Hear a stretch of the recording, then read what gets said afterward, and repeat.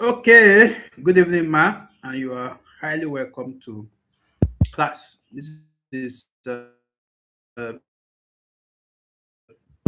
PED122, I think, is supposed to be primary education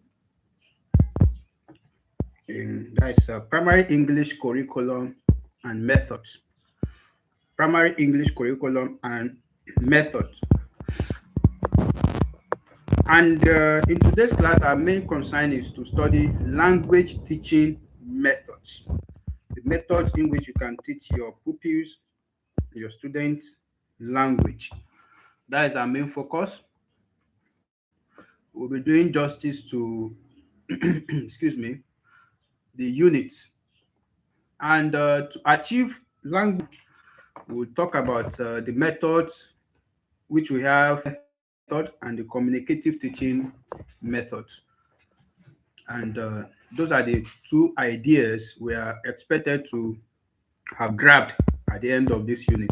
As a form of introduction to the unit one, you learned that methods were modes of teaching. You also learned that a given method is based on an approach derived from a given philosophy or theory. In this unit, however, you are going to learn more about language teaching methods, their theoretical basis, approaches, and strategies for teaching a language. So that is what you are expected to know at the end of, or what we are, the picture we are trying to see. But at the end of the unit, we are to be able to do the following. One, name and describe the two main language teaching methods.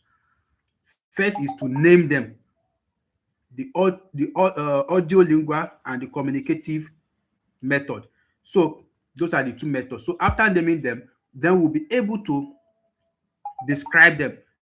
The audio lingua means teaching with maybe sound or anything, and then communicative means this. You should be able to describe what they are saying or what we are saying. The second thing is that we should be able to describe the theoretical basis of the two language teaching methods that we have.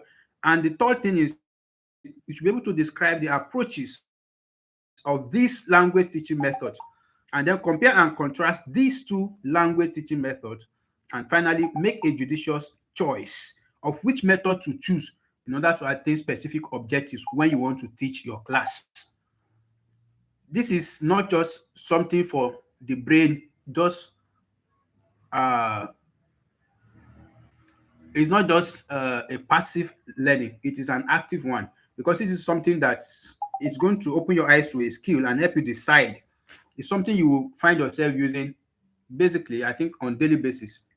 You find yourself using it when you want to teach, and that you, of course, not just learning it for learning sake. Language teaching methods.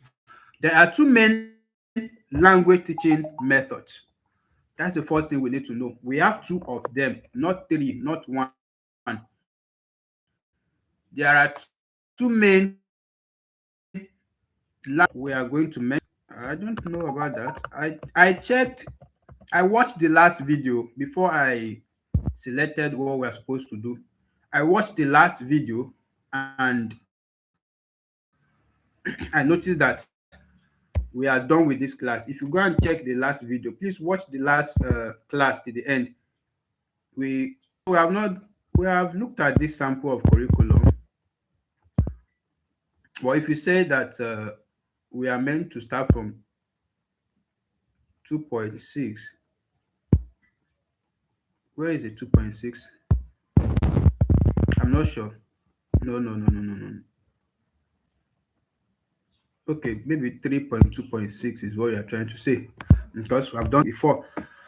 And before I even set this class, I made sure that I checked the last thing we did on the last in the last class. So if you are saying we should start from 2.6, you're actually proposing that we're starting from methods and strategies. Methods and strategies. Okay, let's read from there and see. Methods and strategy. In The field of education methods refer to the modes of teaching or testing a subject matter. A method of teaching is usually based on an approach derived from a given philosophy, point of view, or theory.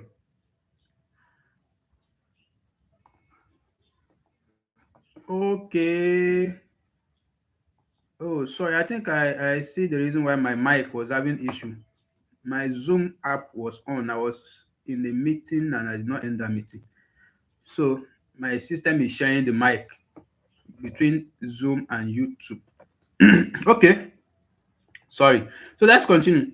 So we said method is just a mode of teaching or testing a subject matter. In Unit 2 of this course, you are going to learn about the two main language methods. Well, we just started it earlier before we realized we have not even read about method. Now, strategies. A strategy is a way of or a way or manner of approaching and solving a problem or task. You should learn some useful strategies for teaching or for teaching English in the primary school in Unit 2 of this course. Sorry, I think that was we started from, I want to see the broad subheading. It's not even in analysis, it's not the learner. We're talking about components of curriculum, the curriculum component, the curriculum component. That is and the rest of them. So we're not talking of the rest, like methods and strategies. And you know what method means now? Method is the mode of teaching you want to adopt in teaching a subject or testing a subject. And it's, a method is as a result of a philosophical finding or approach. So there is a philosophy that maybe children learn by imitating. So if you now want to teach a particular subject and you are now using the method of imitation, you are only following the philosophy that says that children learn better by imitating. So that is it. That is the meaning of method, the mode you decide to use in teaching. While strategies is just a kind of approach, a manner of approach that you choose in solving a problem. This one is not even in teaching. Strategy is a manner of approach you use it. Even when you have chosen on strategy and mm,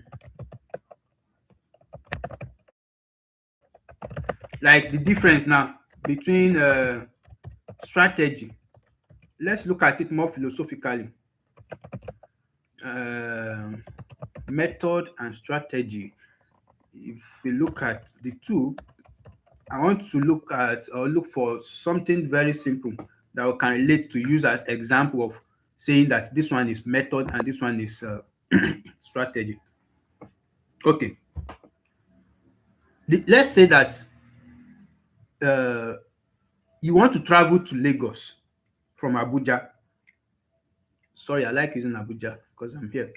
So you want to travel to Lagos from Abuja. Now, your goal is to get to Lagos.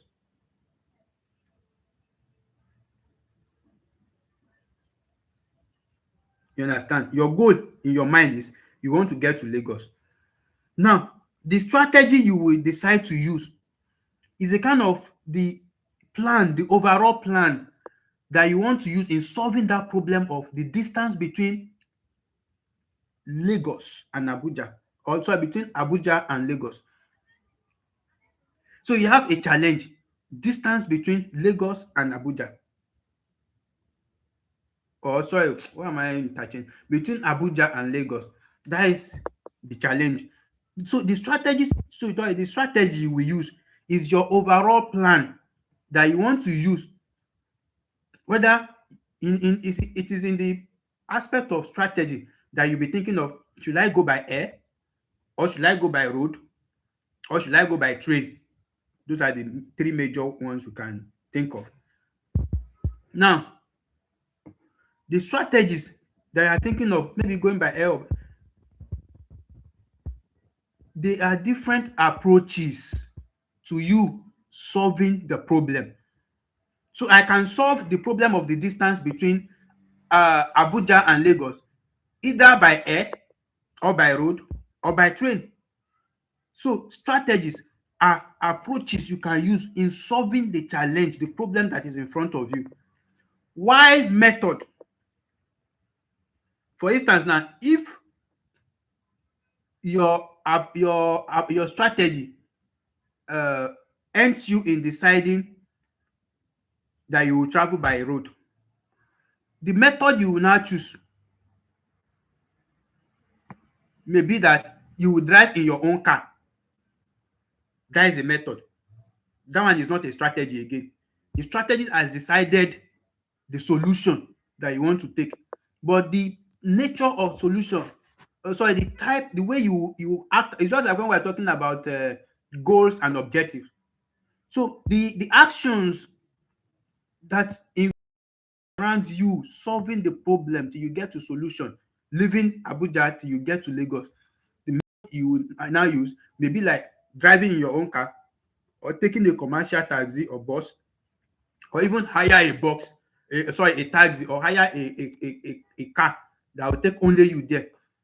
That one is not your personal car, and it's not also a public or commercial bus. It's now a hired car or a rented car or anything. Now you see the difference. So the strategy is you deciding on the solution that you want to use, the solution, the problem solving method that you want to use in overcoming your problem, while the method is just a narrowed down objective, like step by step, that you will use in achieving your goal, which is getting to Abuja. Also, getting to Lagos. I hope I am making it clear. Okay, yes, strategy is like a plan. Strategy is like a plan. Okay, let me give another example that is coming to my mind. For instance, assuming you as a shopkeeper, you sold, let's say, 25 cartons of noodles, Indomie, and maybe 24 uh, biscuits. Or no, let's say you sold maybe 35 packet of Indomie now, and you have 24 in each packet. So if you ask how many biscuits were sold, if that is a question that you want to ask your puppy now, and you want to use strategy and method to explain how they will come about the solution. If you ask us your puppy that if a shopkeeper sold 35 packets of noodles or Indomie, anyone you call it, and in each carton we have 24 pieces of Indomie, how many noodles or how many Indomie were sold? How many noodles did the trader sold? Now, the strategy will be that your puppy will need to first decide the best approach for them to use in solving this kind of problem. Just like what we mentioned in mathematics earlier. We mentioned something in mathematics earlier, if you remember, when I was talking about uh, you deciding, or I think that is Poyer's that 1974 strategy, that four, the first one, understanding the problem. So they first decide on the best approach. So since there are equal groups, should I use multiplication or should I use division or should I use addition? The point of deciding whether it's multiplication, addition, or division you want to use, that is strategy. You are strategizing. You are deciding on the plan to use. Then when it comes to method, that is when the if this, like for instance, if the pupil decide to use multiplication, you may not decide, is it long multiplication that will solve this problem, or great method, or repeated addition, or I should use my mental calculation, mental multiplication, or should I use a calculator? That is method. I think we have dwelt so much on method, and I know it's very clear now. So let's move on to other things. So we have tried to explain the meaning of method and strategy clearly. Now, what of evaluation? Look, you will see that the word evaluation is at different points of the curriculum. this means is that for each of the components, some form of evaluation is done. So what is evaluation? Evaluation in curriculum is the process of making decision about the worth of something, its quality and quantity. Now, in deciding, for example, the goals and objectives to formulate or the methods to use to teach evaluation process enables you to make the right choice. So evaluation therefore acts as a regulator for choosing what to include in a curriculum. Just to say what is what is going to be effective, or what is effective in this particular thing we are trying to deal with.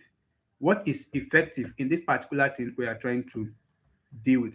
So I have an icebreaker here because it seems I've been talking and talking and talking. So let's take an icebreaker and see if you are here with me. So there's an icebreaker. It says evaluation therefore act as a dash for choosing what to include in the curriculum. Now, after doing that, we now have a sample of a curriculum format. When we say curriculum, here is a sample. And what are the things we are going to see there? Now, the topic to be treated in week 29 is reading. And under that reading, we're talking about basic reading skills already acquired from the mother tongue. So, performance objective. At the end of the unit, pupils should be able for reading, eye movement. Now, that is for week 29. Now, under the content, what is we've talked about each of these things. We talk about objective, content, the different activities of teacher and pupils, evaluation, learning objective, goals, and so on and so forth. Now, for content, the second one is visual discrimination of object and accurate observation. Then, under activities, for teacher activities, teachers should demonstrate the correct. You can see what a curriculum is all about. Everything you need to effectively teach that particular subject or topic in order for it to meet the national objective of that particular subject. Now, the teacher demonstrates the correct sitting posture or position, the correct eye movement, and correct book positioning. The teacher directs pupils to hold their books in the correct position and move their eyes from the end of the book to the other, from one end of the book to the other, without moving their heads. Some children at their infant age, when they are just trying to learn how to read, you will find out that in their own reading, their head will be going to and fro. So they are following the thing manually. As they are going, they are following the word manually. You need to teach them that is not how to read. Your head doesn't have to move when you are reading. Then what are pupils expected to do under the activities? They are expected to follow under the teacher's guidance by doing what? Sitting correctly, make correct eye movement, hold their books correctly, perform their actions individually and in groups. Then under teaching and learning materials, don't forget that we'll talk about materials too. They have letters of alphabet in different sizes, brightly colored objects, and picture books. Then the guide for your evaluation. Pupils to put into practice what was taught. And secondly, imitate the teacher or an action. That is your practical guide on how you take or teach a particular topic or a subject matter. Now, yes, that is correct, regulator. Then we'll go to week 30. In week 30, they are to be taught about speech. And what did they want them to know on that speech? Sorting out of objects, matching of objects. Now, excuse me. Under objective, at the end of the unit, pupils should be able to do the following: sort out object, according to color, shapes, and types, e.g., pencils, red pencil, blue pencil, yellow pencil, and shapes like square, round, and blocks. Then, under content, under content, they should be able to sort out objects in terms of shape, colors, and types, e.g., rulers, dusters, box, pencil, bottles, to sort out set of objects according to shapes. Let pupils rotate the items for further practice, and let pupils sort out objects in groups. While on the part of the pupils, they objects in groups through teachers' guidance. So group A, sort out shapes. Group B, sort out colors. Group C, sort out types. Now, real object letters. Now, we are now talking about materials. The materials you will use: real objects, letters of alphabet in the same sizes, brightly colored objects, pictured objects, and so on and so forth. And for evaluation, the pupils should be able to participate in oral drill and, of course, oral dialogue. Oral drill and so I hope you understand what oral drill means. Should I ask you that question as our icebreaker? So what is oral drill? When you say oral drill, what are you talking about? Yes, let me use that as an icebreaker to pause a bit. What is oral drill? What do you know about it?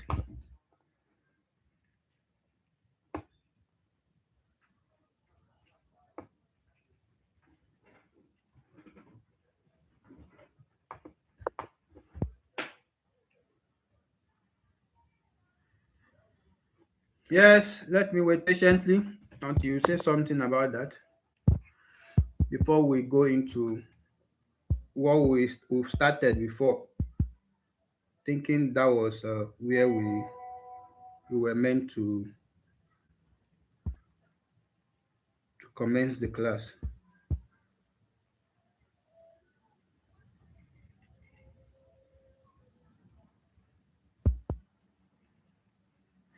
Ability to ask questions that will encourage them to talk. Mm, it's not totally wrong, but the concept or idea of oral drill is actually you you know trying to make them repeat something after you so many times until that thing becomes part of them, as in words, like maybe a particular fact. The Nigerian flag is green and white in color. So you now say they should be repeating it. The Nigerian flag is green and white in color, so that it will stick in their memory. So when they keep repeating it, that like and they keep repeating it aloud after that is oral drill.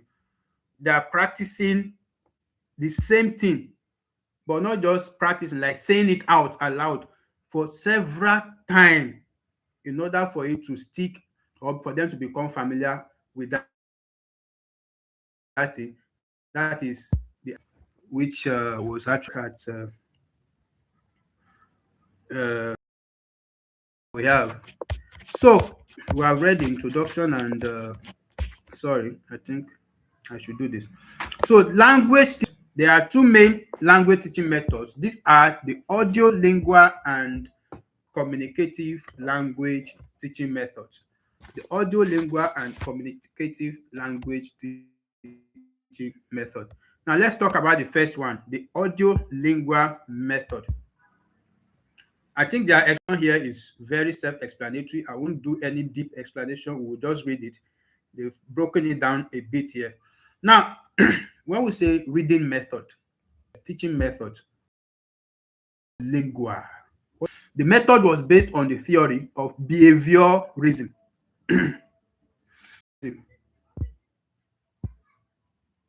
Psychologist, of a behaviorism psychologist whose name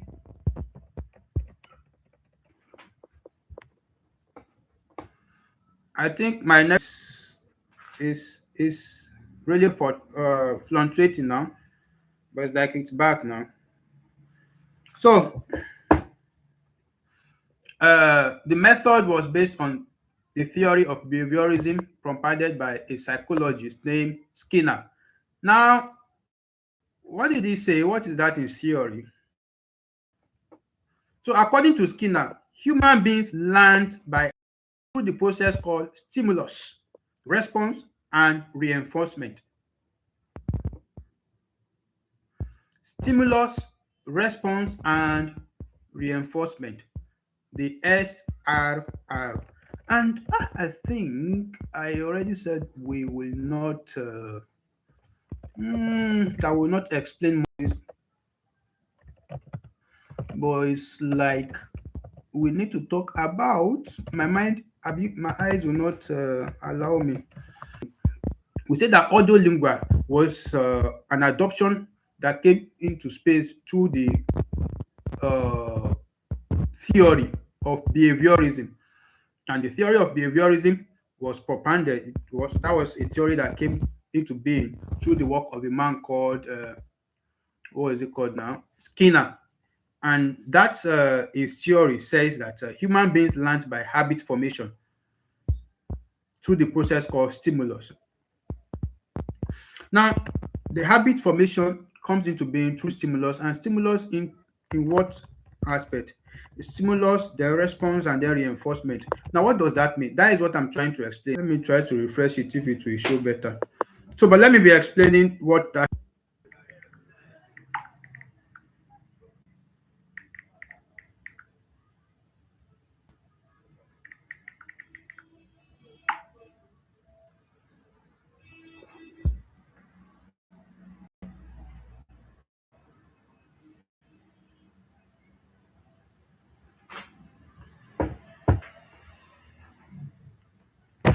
Don't know what is wrong with Nigeria network. It is well with us in Nigeria.